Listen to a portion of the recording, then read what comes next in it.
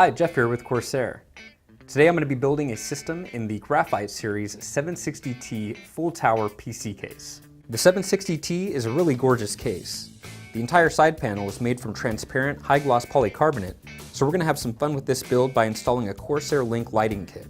The other side panel is also polycarbonate with a painted interior, so it has the same glossy look. So let's get to it. Here are the components that we're using for the build. The motherboard is an Asus Rampage 4 Black Edition with an Intel 4930K CPU. We're protecting the processor with a Hydro Series H100i liquid CPU cooler, and we've upgraded the fans to Corsair's SP120s. I'm also going to use a Corsair AF140 high airflow fan for the exhaust. We're installing a pair of Asus R9 280X GPUs for Crossfire, and we'll be powering everything with a Corsair AX1200i digital power supply. DRAM is 32 gigabytes of Dominator Platinum, running at 1866 MHz. Storage is provided by a Neutron Series GTX 240 gigabyte solid-state drive. First, I'm going to take off the side panels so they don't get in the way while we're doing the build. First, we need to insert the rear I/O shield. Next, we can align the motherboard with the I/O shield and get it ready to screw it in. Next, I like to get the power supply installed. It's a good idea to get your front I/O panel cables plugged in before you get too much hardware in there. And while we're at it, we'll plug in the two front intake fans into the motherboard. Now we're going to replace the stock rear exhaust fan with an AF140. I like to coil the cable with a screwdriver so that it looks nice and neat. Next, let's plug in the power cables for the motherboard. Now I'm going to install the H100 cooler. It'll be a little bit easier to install with the case laying on its side since we're going to do a push-pull configuration.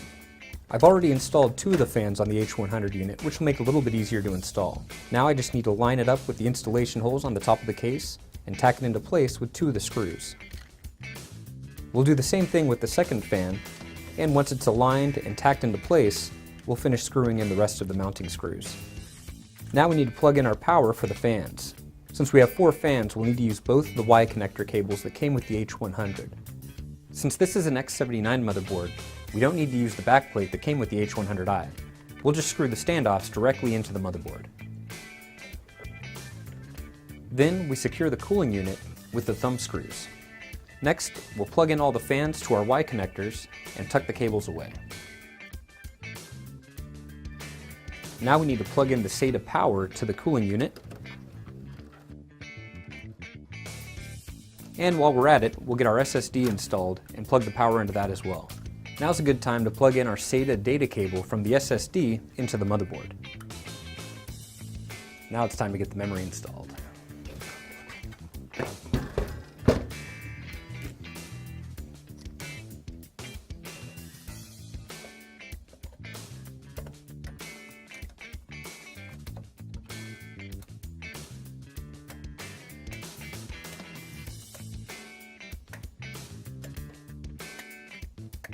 Now we'll install our 280Xs in Crossfire and get the power cables plugged in.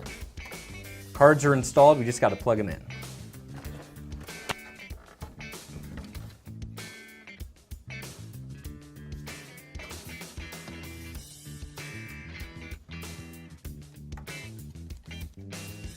Don't forget your Crossfire bridge if you're using multiple cards.